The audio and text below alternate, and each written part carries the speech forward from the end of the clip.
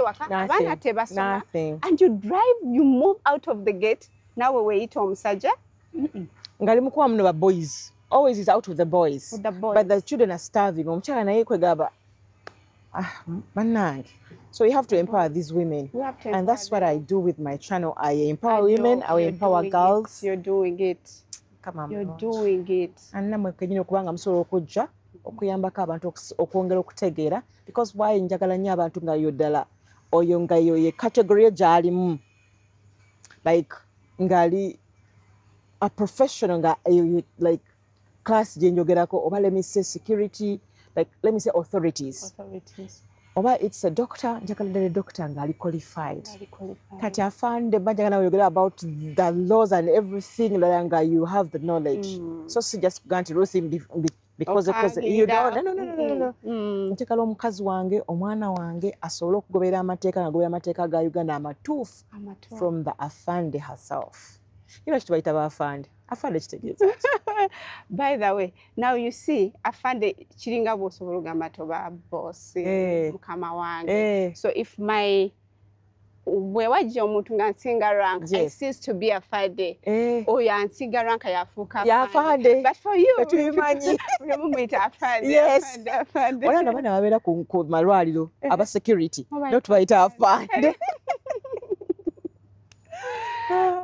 We are ready when you're ready.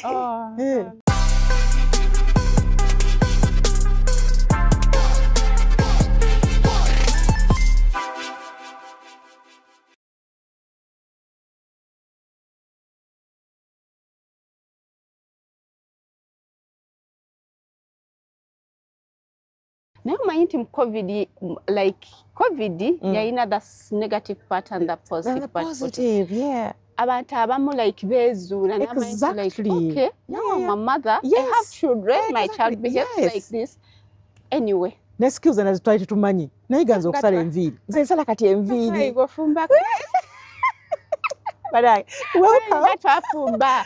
English pants. You know? What? Like, abaana bafumbira ddala because for me I used to be on duty. Naye ng'osanga omwana bayiizayo ekintu bafumbye this, they've done this. Because you're home. You're home. But I think God was trying to pass on a message that the people, like your people, your family, true, be bantu posinga okwetaaga in your life. For sure. Because they will be there for you no matter what. No matter what. Naye yasiriikirira. But during COVID, it was only your family. When people abandon families. Yeah. Buli nsibuko y'ekintu eva, whoa, I'm telling you. I am so happy that you came. It starts there, yes. It ends there. Exactly. So, family kintu kikulu. But people are not giving it time. We are going to tell them. Welcome to yet another edition of Share with RKB. Hope all is well. You're keeping well. Mukama tumwebaza okubanga tuwadde the gift of life. Febaani bulamu abutuwadde nga tunaki tumusasudde just atwagala bwagazi. So nga bw'atwagala naffe tweyagale. Mukama atuwa ekirabo ekizadde. Ne ezadde lino tulikuumye tutya abakwano. Tosobola kukuuma zadde nga tugamba Mukama kuuma abaana bange. Ekigambo kiba kifu nga tekiriko kikola.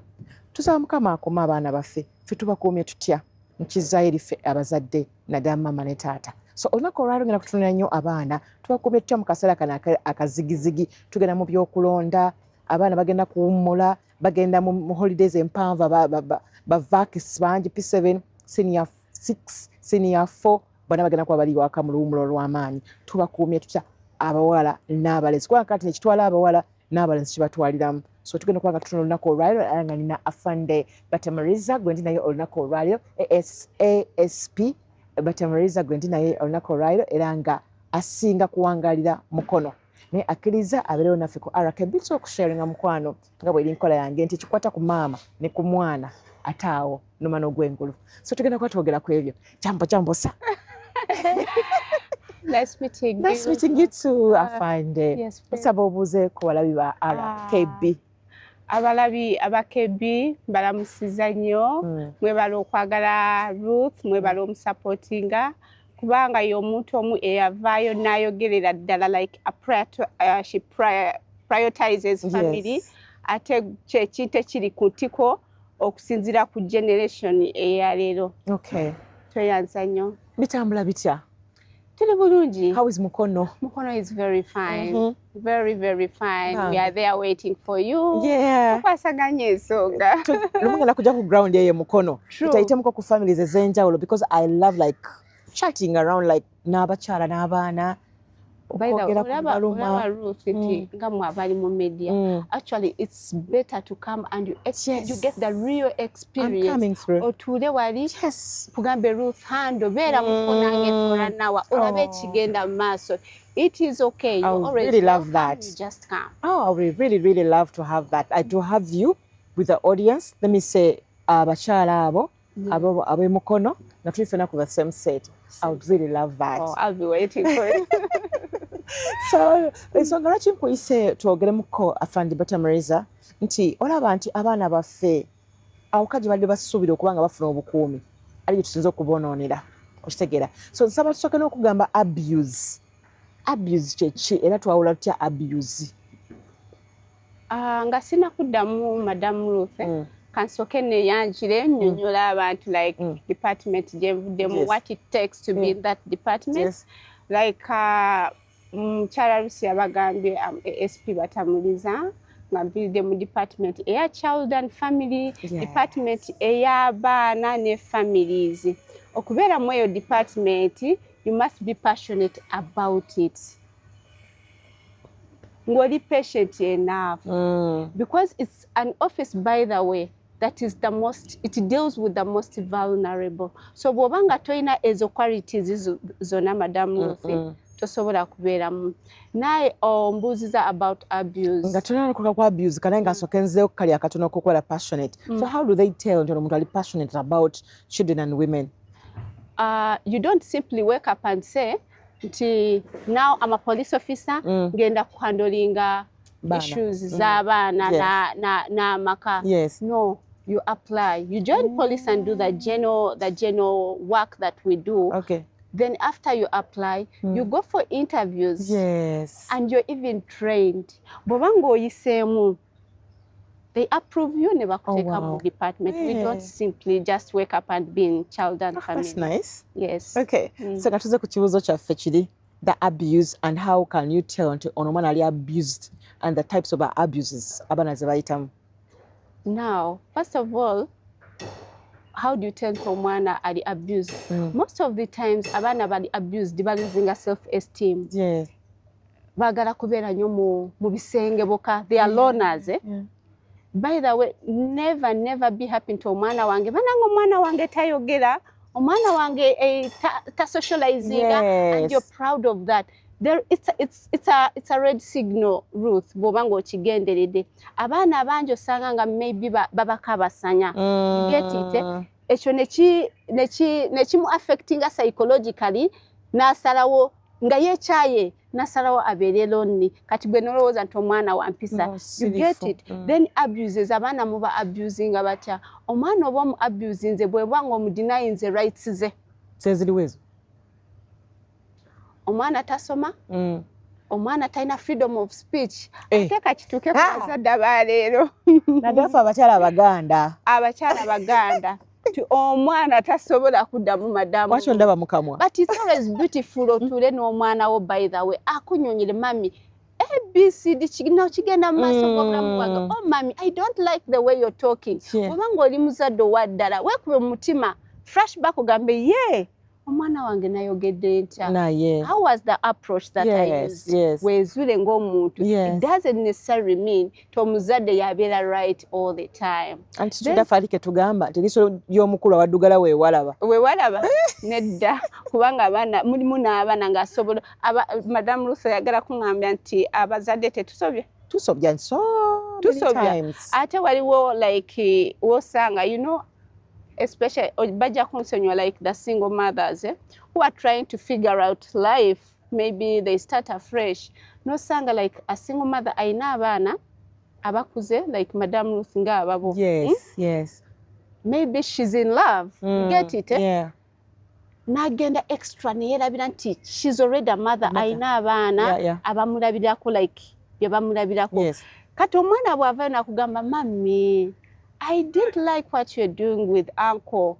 nogamba omwana agenda kunzita ankubye omwana ankubye omwana agenda no how did you behave mu maaso ge ekyo kikulu madamu Rose. Tubadde kyatunyonyola wali nti no ffe abuses abaana baffe tubadinayinze their rights wadde kyanyonyola the steps of abuses. Okay. Yes. Kati abaana mugenda ne by the way like ne muba abandoninga mu bisulo, you take them to schools n'omulekayo omwana tomukyalidde then time reaches omwana n'atandika kubba grab wa banne kituufu ne muleta ku police nti omwana mubbi.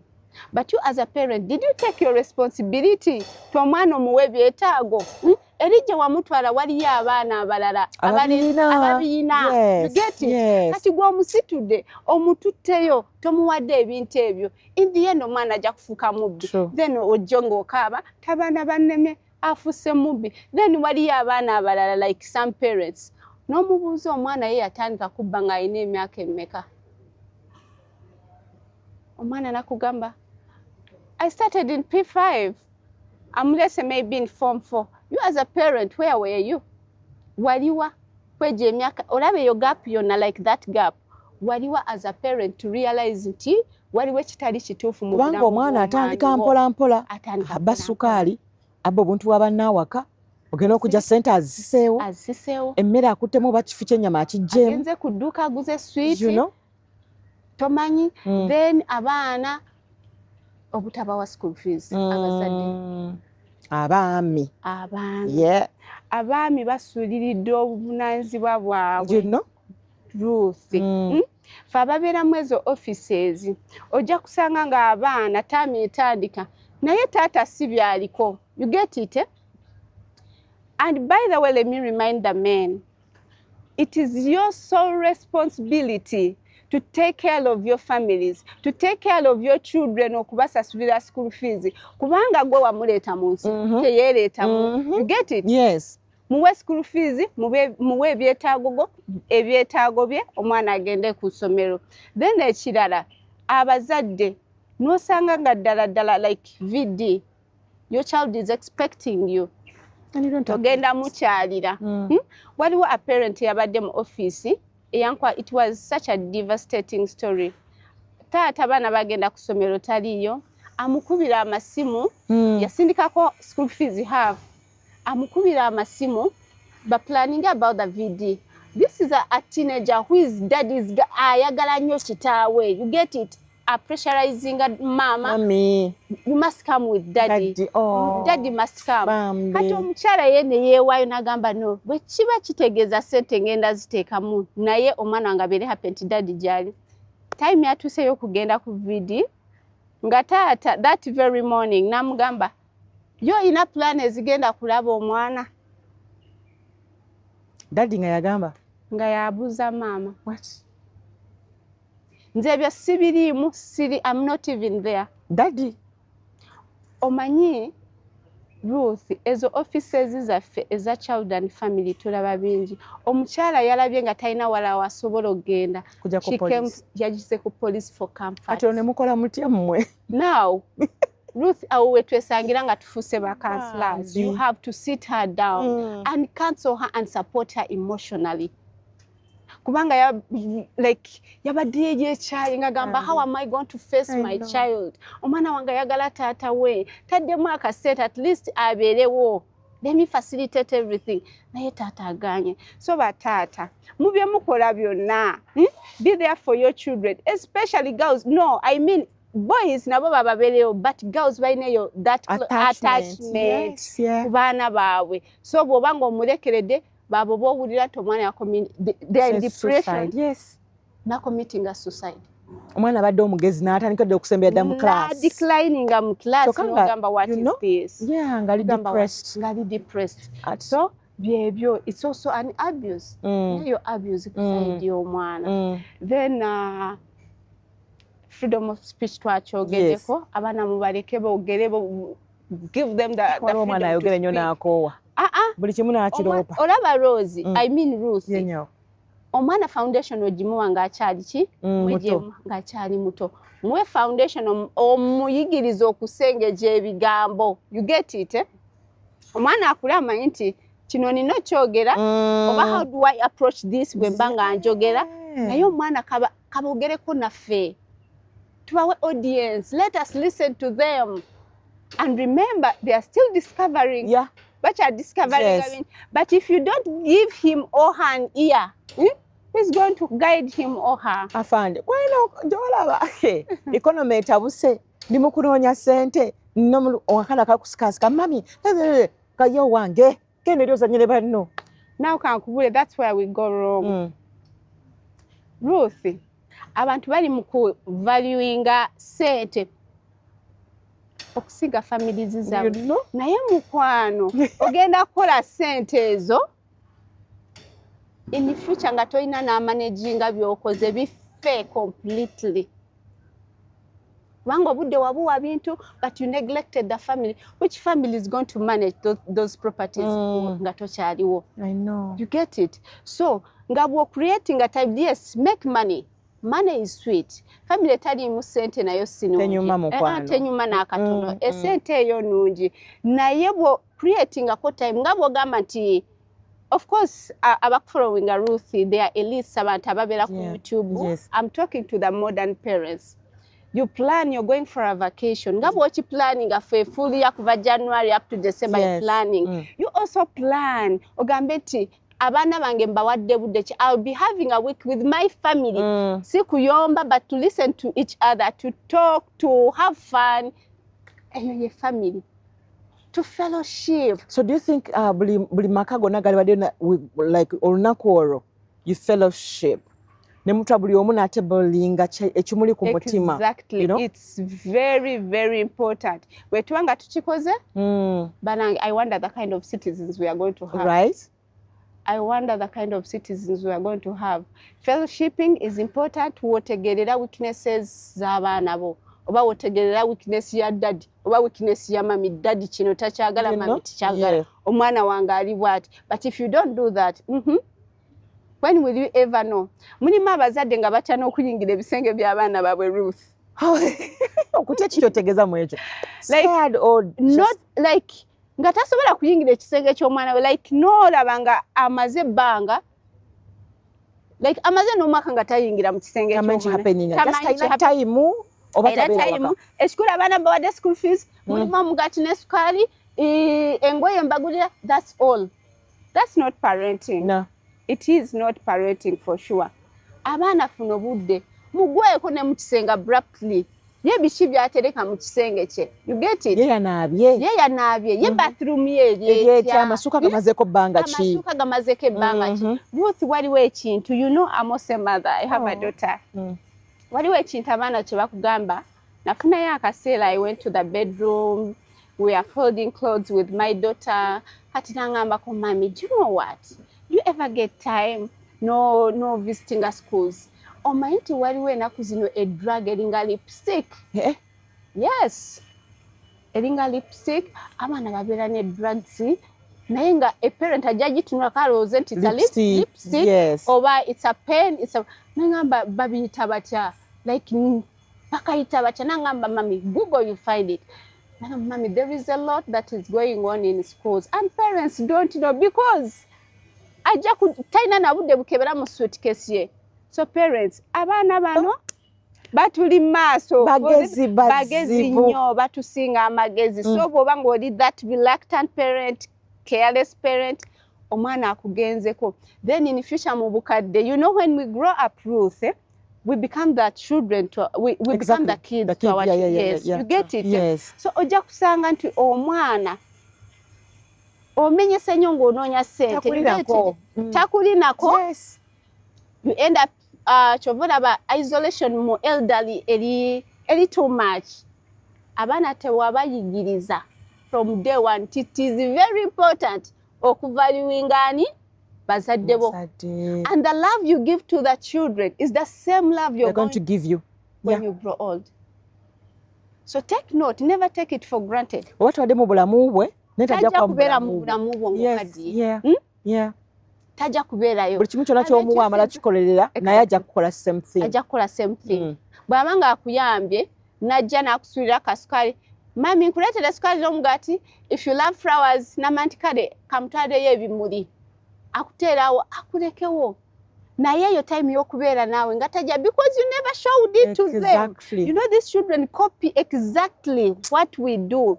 Ruth kiringa bw'olaba bano abaana b'obulenzi. Ate sira tubadde tuliteeka nnyo ku baana b'obuwala. Ne twerabira abalenzi. But these are the same boys who are going to marry our children, our girls. You get it? N'olaba ng'omwana akuze tavaliwinga mukyala we. Omwana ali so violent, a husband. You get it? Mwakamala mwezi gumu mu bufumbo, you know that month. It must be a honeymoon for God's sake. You get it? Naye omusajja omwo mwakukubira because yakula ng'alaba dada akola ki? Akuba mami. You get it? Azuukuse agenze without communicating ntakugambe ti, do you know what? I have a show at Serena. Because yakula ng'alaba taata akola ki? Abafulumye tebamubuuza. Tebamubuuza taata gy'agenda. So whatever you sow is what you reap. Exactly. Kati ojja kubeera ng'obeera mu misango owoza emisango egya buli ddakiika instead of having your peaceful retirement. Ate oyogedde ku kintu ky'abaana abalenzi. Tukuza abaana abalenzi nga tubayigiza nti omusajja bamugumu, takaaba, tamenyeka, takoowa, kwegamba omwana naye n'abeera depressed. Because naye muntu okitegeera twatukola tukimanyi emirimu eminene gyonna giba gy'abasajja. Omulenzi tagamako nti nkooye. Okitegeera. Ruth, when azze wano you said ffenna tulina omusaayi ogwa red gufaanagana. The same feelings you have, they are also human beings. You get it? Nabo balina feelings. Let them cry. Bw'aba ng'alina ekizibu ekimuli ku mutima. Ekimupressinga. Kati for example fenga mu office, I'm happy to inform you at least mukono abasajja bajjumbidde office yaffe eya child and family. Naye omusajja bw'aba ng'azze mu office n'omuwa eyo chance ntaakaabe like olaba omwami ng'akaabye n'owulira nti okay akaabye aweweddeko akakanye. Let them cry. They are also human beings. You don't judge them. You don't judge them. Ate Ruth kankubuulire abaami nabo they are being violated. Yeah, true. I heard. They are being violated. Baba gunde waka. Kuba, no. Yes, baba sibire bwe. Bayinza obutabakuba nti physically, naye nga psychologically, emotionally. Ate otubulungi. Abakazi fe, we can torture you. Psychologically. Yes. Nojja waka emmere teri ready, ekisenge kiringa bwe kyagala, like in the bedroom takuliko omwe atunula eri omulala n'atunula eri, ebintu ebyo bikola ki bitokyalinga abasajja. Then wayogedde ku kyabalenzi nti they raise strong boys that you're strong. Kyova abaana like suicide, like cases za suicide zirimu kweyongera mu masomero. Naye n'omwana bw'omulaga nti you're also a child, just like she is a child to me, you're also my child. Ate you face the same challenges kubanga muri mu nsi yeyo. Yes, I you know. Get it? Yeah. Omwana muleke ajja akuropere naye nti kino na kino mami. Hey, haven't you seen omwana nga bali, let me say they are twins, omwana n'omulenzi. Naye ngola abasinga kupamparinga nnyo omuwala. They are twins, born on the same day. Can you imagine? Ate olusi n'omwana azze okuba ye mukulu nga ye babirye, omulenzi nga ye kato. Naye ngola nti ate omuwala ye bamutwalanga kyantika, omulenzi ye nga ne waagwa tebamufaako. Haven't you seen that, Afande? I've seen it, I've seen it. N'omuzadde n'agamba abo bo balenzi kale mubaleke. Nabo beetaaga eyo love. I know. They need to be loved. And by the way, let me tell you, boys need to be loved. I know. But how are you going to help the society okutandika okuyambako abuse zino okubanga zikendeera? Now kati kye tukola, we are doing a lot of community sensitization. Okay. Tutambula mu byalo, mu makanisa, mu makereziya, ne tukola ki? Ne tuba sensitizing. Yes. And we let them know that child abuse is punishable. It's a crime. Ojja kujja ngu abuse nze omwana w'abendi, you'll go in for it. You don't take it for granted. Yes. Kubanga bwe tubanga tetukikoze ekyo tujja kubanga tuwaddeyo abantu. generations have changed. I know, right? Generations have changed. But also the schools. Zomu zituyambeko tya because ojja kutunulira afande kids obagana abana fe bawangalira nnyo ku masomero van home. So amasomero gano mungeremu obendera ga abusing abaana. Ayine gakitwala nti tibakola batuyambako. So nga police egenda kuyamba etya okuyamba si mu bubi but otuyambako abasomesa nabo abalenga batuyambako abaana fe bekwera abuse. First of all abaana bennyini babullinga bannaabwe. Abaana bennyini bamanyi okwekuba. Ba matrons, ba senior men, ba teachers, ba gatekeepers, ba cook, bonna babera mu nsonga eyo kubanga ba abusing abaana. Now, first of all, mu masomero corporal punishments twazigoba like tezikyaliyo. Zikyaliyo no. Yes. Bo punishing bo kuba omwana wa bendi. You pay for it. Tulope. Yes, omuzadde ajja kulopa. Ate nawe mbanga nkitegedde nga nfunye information nti muli mukuba abaana ba bendi. Nawe omuzadde nawe abanga talopye kubanga that rigidity mulimu abazadde munange abagala abaana baabo babakube eti babakube matugo omwana gali kabina. I'll come for you. I'll come for amasomero ago nja kujja abaana. Then we've taken the initiative nti tutambula mu masomero ne tusomesa abasomesa kubanga omwana tetumuleeta eri okufuuka ensolo. We bring them there to be better. You get it? Yes. Ate tekitegeeza nti bwe mba nkuleetedde omwana wange timulese like sirese tali ku training ya busirikale omwana. You get it? Si training aze kusoma ebitabo wategeera watategeera mutegeeze. That's why I brought my child there. Naye si kumufuula ensolo. Have you realized nti mulimu abaana abagenda abava mu bisulo omwana nga your child that you knew who is lovely, yes, who had that self-esteem. Gayachuka. I know. Gayachuka. Ono mwana gwagala okuzayo kusomero nakabira ddala ng'okusoma ayagala naye ng'okudda ku ssomero tayagalira ddala. For sure. Bw'oba ng'oli muzadde omwana wo n'akaaba ng'agenda ku ssomero. Why don't you take the initiative okubuuza omwana lwaki tayagala agenda ku ssomero? That reluctance eyonoonye families. Ruth, eyonoonye families. So abaana ku masomero mubatwaleyo mubalabirire kubanga most of the parents abaleeta abaana mu bisulu baba busy. Tebabatwalayo nti beeyagalidde. You get it? Baba busy, they are working. Ate ekirungi, there is one thing I've liked ku masomero agenda ku zino Ruth. Aga masomero agali exposed. Aba following such shows. Yes.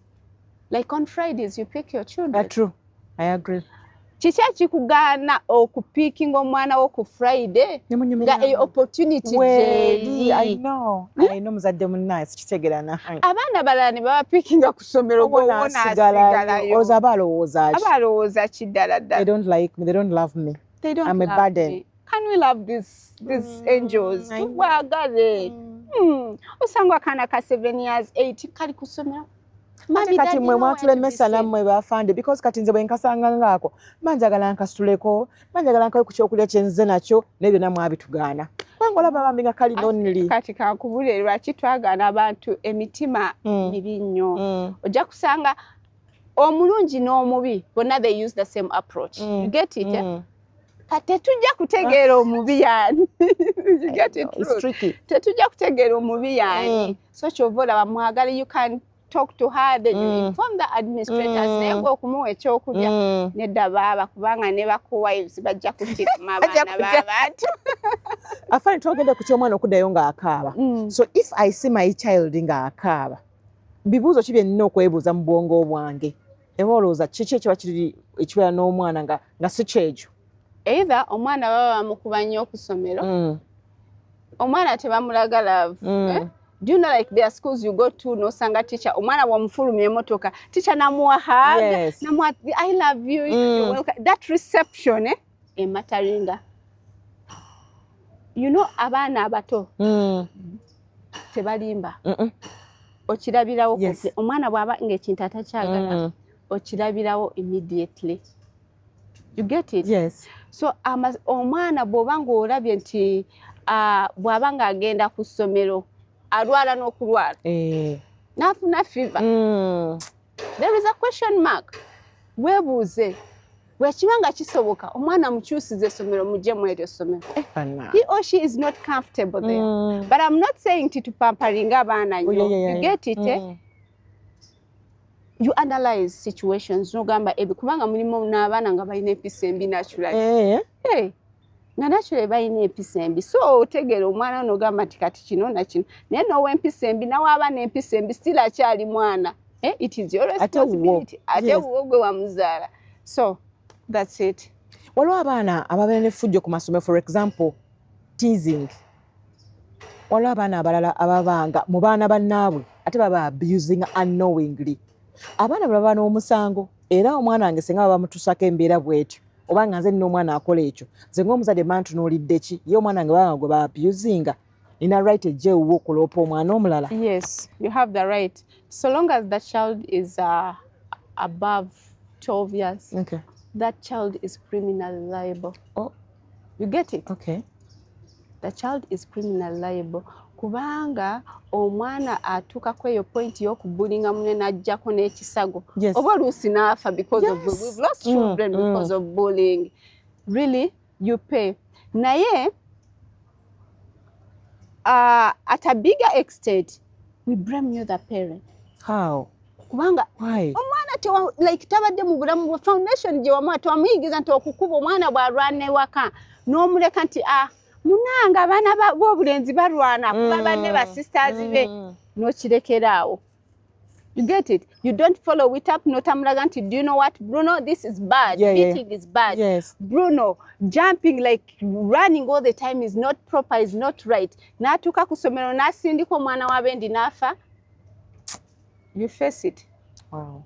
So waba below 12 awite tuswa mulopa wuwo. Also musobola okujja but normally we go back to the communities. There is what we call the children diversion guidelines. Yeriweyo. Children diversion guidelines beba n'abaana bakola emisango nga bakyali bato. Bwanga bali bato we always inviting like we involve the probation, to involving the lay leaders, the church leaders, the elders ne tutula mu kintu ne tulaba how to solve the matter. You get it? Yes. Kubanga omwana w'emyaka 8 w'emyaka 6 she's still what are you going to do? So nawe ng'omuzadde netukuza mwana nti munanga omwana bamukuza bwe bati then omwana ne tumubuulirira. That's why ugambye nti police osanga tuli counselors. Osanga ng'ofuuse counselor but era afande batamulizo yatuyambako naawo. Omuzadde kati yatandise okuzaala yali kuziza atya omwana we okuyamba police okubanga abeera mu society nga tamenya balala ate. Nga tamenya balala. Yali mukuziza ati.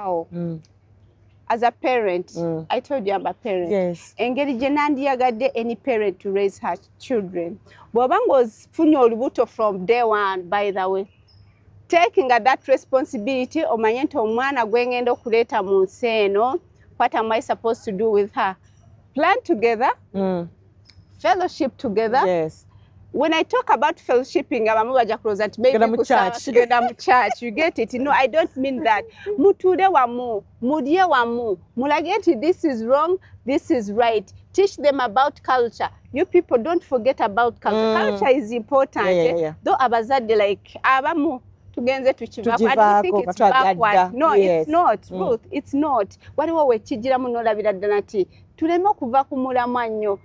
Modernity, let's appreciate modernity. Naye culture esigalewo. So omuzadde omutuufu making sure nti omwana mu involving in your life.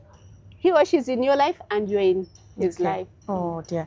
Ate bw'ogamba ku culture nti olane culture loose. Waliwo ebintu ebimu bye tukola ate ne bya abusing mwana in a way ngera bwayogeddeko waggulu wali. Omwana tumuwe freedom of speech. Mu culture tetukkiriza mwana kubanga alaba mu kamwa k'omuntu omukulu. Omwana alina kugoberera kyenjogedde. Okitegeera nti awo nankyali mu culture nti omwana fukamira wansi obuuza abazadde. Omwana tobuuza bingi gye mukutete gy'olina okugenda okaaba ki nga nkuweera school fees nze muzadde wo emansazeewo ekyo ndabe kyekituufu awo culture tugenda gikola tutya. Kati Ruth kankubule instilling values eri different n'ebyo ebirala. How can I call them? Should I call them empisa embi?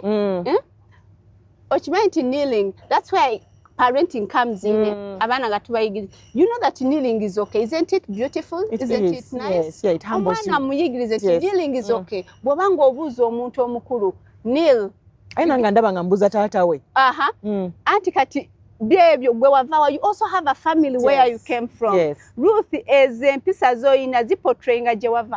Ekifaananyi gye wakulira. It's what it portrays. So omwana bw'oba mumugamba nti kneeling is okay. Ekyo si kibi. Ate sigambye nti omwana bwe mba ngambye nti you have freedom of speech. Oyogere nga bw'oyagala n'omuzadde. Okay. No, I'm not meaning that. Speak where necessary. My auntie, ono mama wo, sister wo. Right. You get it? I'm not your sister. Akulu. I'm your mother. Yes. I'm not your brother. I'm your father. Waliwo abazadde abasagaddewo nga yaganya abeere so friendly. No. Line eri n'agicross na gappe eyo n'agigatta bwe You're not friends with your children. You're a parent. Yes. You get it? Yes. Love your children, but don't be too much of friends. You get ajja kumanyira omwana. Right. Ajja kumanyira omwana. Where love is needed, give it. That's what Mommy, shut up. Mama, how dare. Kati really nga mbreminga omwana. Tosobola. Nti omwana agambye shut up. Kati zezo challenges zetufuna Ruth. Nodaba omuzadde they are cruising like nga bwe nakugambye abayinamu be bayina ebizibu. Naja omwana wange andemye, omwana wange anvuma, omwana wange akola bino, omwana wange anywa drugs. Naye olunaku lwe yali akugamba shut up wakola what? Nothing, you just smiled. You smiled. Shut up. Akananga kamanyo bold kano ali bold. Oh. Ojja kungula byosiga. Afande nga tutuuka wetuwumbirako twogerako ku sleepovers zino ezikudde ejembe mu ggwanga lyaffe sleepovers. Omwana nga yaŋŋambye agenda kugendako abagundi biki. How safe are the sleepovers? To me, they are not safe at all. Kubanga Ruth, yes, it is true we need social capital. Yes. Abana baffe bajetyaga. Yes. Naye zino sleepovers, we are going to find children from different families with different characters, different behaviors. You get it? Kati osanga owuwo nga ali naive nga talina nakyamanyi nga bamukozesa ebintu. Alowooza nti it's being cool. You know kids of today, it's being cool. Kyovula ebiseega byeyongedde. Abaana ba smoking, sishas, abaana babakozesa mu ezo sleepovers. Haven't you heard? By the way, don't tell me n'ebyokugamba nti gende wa uncle gundi osuleyo. Siri, I'm busy beera mu ba relatives. We've seen where a brother to your father, like go ita tata, nga yebase ku mwana. Nga yebase ku mwana we Ruth. So me, I typically discourage sleepovers. Omwana bwabanga abaana balina okumanya ekika kyabwe, balina okukola emikwano, but mutwale akomewo mugende abeere w'omulabira. Yes, abeere w'omulabira. Tubeere n'abaana baffe banange ensi ekyuse. Tubeere n'abaana baffe. Ate nyiivu ensi erina ettima. Ensi nyiivu, the devil is at work. So abaana baffe babeererewo. Afande nga tuwumbawumba baffe whistleblowers. How like mama lwaki ffe bamama ffe twagala mangu okuloopa because abaana bangwa nnyo tuloopera. How do you protect us? Now kati mama bw'oba ozze n'oŋŋamba ekizibu. You get it? By the way, okusinziira ku experience gye nfunye, mulimu abakyala ng'ajja n'agamba naye bw'ategeera nti naze ku poliisi. Anzise. But it's different. We normally summon these people. Let me say, okay, couples. Omwama soka kwekalakasa. I'm not appearing there. Naye, like approach jokozeseza okumu inviting. Even the way you've handled them in the office. Like I told you in our office, you don't simply be there in child and family. You have to be that person. A counselor. Patient. Passionate. You get it? So osanga oli eyaze nga suspect avuddemu nga realizes nti it is safe to be at police. Kubanga oyinza osanga naye nga bayina ebimu driving to do that. Do you know Ruth nti mulimu abantu abakola ensobi n'ata realizing atakola until he or she is tapped on and say, come on. Okola susu mu sowaani. There is a problem here. Yeah, I know. Some people need to be tapped on. So coming to police is okay. We handle them properly. Navao nga gundi nga attitude ekyuse. Okay. We protect ne tubalaga nti we are doing this because of ABCD. Yes. Ne tumulaga the negative part and the positive part. Yeah. Ate ku police, what we do in our offices, we facilitate. What's that? We facilitate them, Okay. but we don't make decisions for them. Okay. Kubula nti kino kye kinaavamo if we do this, then gwe n'osalawo ng'omuntu. Yes. Okay. Tetukolera abantu. That's so nice. So kino kyonna mukikola ku emisango gino gyagiziddwa oba waliwo egimu egikyukamu, for example omwami bw'aba badde akozesa omwana we nga taata we biological father yakozesa omwana, mama najja n'aloopa. Do you still do the same procedures or this is different? No. That's a capital offense. Okay. It's a capital offense in nature. Autukwatirawo ddala, like we take it. There's nothing like negotiating. Kubanga, you imagine Ruth nga nkuleeta wano titwogere but I'm cancelling that you slept on my daughter. Is that real? Ruth kisoboka. N'obusanafu bampulidde bumpitamu wano. Omukyala ayinza kubanga agenda n'okugwa mu bulago. Ayinza n'okugwa mu bulago. No, that one is a serious case. Don't take it for granted. We are cancelling. Ogenderawo. So how do you protect the mother avuddeyo okwogera ku mwami we such a thing? Nti omwami wange ate abadde akozesa n'omwana wange wazala yennyini. Tulina zino reception centers wetuteeka abakyala rooms, though it's not up to the standard. Yes. Of course, sagala nkulimbe nti we have reached there, but we are in the process. That's you nice. Get it? Yes. Bwabanga yeke kubanga omwami wategera nti avudde ku police alopye ekintu bwe kityo n'addayo ewaka bayinza okumuta n'okumuta. So we normally keep them at police. We liaise with probation. Ne tufuna ezo centers for domestic violence victims. Yes. N'agenda abeerayo until the matter is sorted. Okay. So after that, omukyala obulamu bwe butambula butya? Omwami kuba bamusibye ajja kuvaayo. But you've been having a home. Bw'obanga olina amaka ng'odda mu maka ago. Odda mu maka ago. Ate Ruth waliwo ekintu ekidevelopinze. Like relatives nga ku side y'omwami. Munange bbawo bwe banga bamusibye oba bbawo katugambe nti afudde tibaagala kujja mu maka. Can you imagine? Bwe batakuwasiza ng'ogaanye nga bakufulumya nga bakufulumya. Yes. Omukyala ozadde abaana basatu. Okirize bakufulumya. And most of the women don't know their rights. Binakkiriza. Kubanga waliwo munange balamu bange baŋŋambye nve mu nnyumba. Come on, you have children. You've sweated with your husband. Because that's your home. Your balamuwo, third party in this matter. Muva mu maka. Bananga abakyala mbakubiriza mujje ku police tubayambe. Come and be empowered. Mumanye ekyokukola. Naye ekyo tekitegeeza nti you misbehave. Kubanga n'abaami balina challenges zaabwe zibayitamu.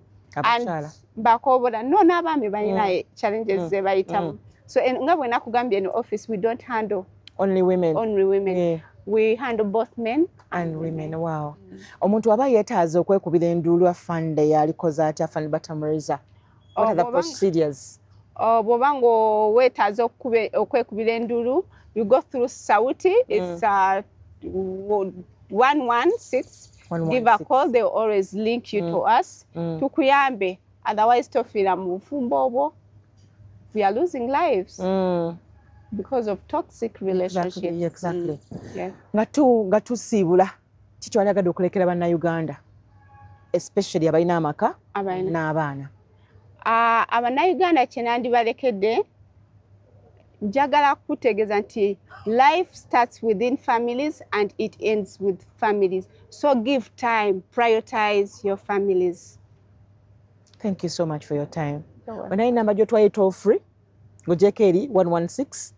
Maybe nsobola kubawa air office ya Mukono. Okay, yes. I can give it to you. So abaneetaaga nga bali mu Mukono, like I told you, musobola okunkubira ku 0741 890174. Tugiddemu afande. 0741 890174. Abali I'll be there waiting for you. Abali Mukono wokka. Yes, Mukono namba nate oba mu Uganda mwonna eya Sauti bagikuwadde eri 116 egyo osobola okukozesa noba nga tosobola okuba ng'ofuna okuyambibwa. Temulimba bana mujenga mwogera mazima. Oyinza okuba omukyala oli abadde osula ku street oyagala kufuna woosula n'ofunayo kyowaayiriza osobola okufuna bakuteka. Bambi tetulina tubeere beerufu tusobola okuba nga naffe tweyamba. Yamba police naye ekuyambe. Exactly. Thank you so much, Afande. You're welcome. Nsaba Thanks for n'omulungi inviting me. You're welcome. So just in case wali nga twogedde gwe naye kyoyagala tubewe nga tujjako ku ground, please. It is very okay. You're always Nja welcome. kusanyuka nnyo. Kale nyabo. Banaye njagala baagaliza olunaku olungi ate kumira mpeera bankumire musigale bulungi ku lwa Katonda n'ensi yange. Bye. Bye. For God and my country.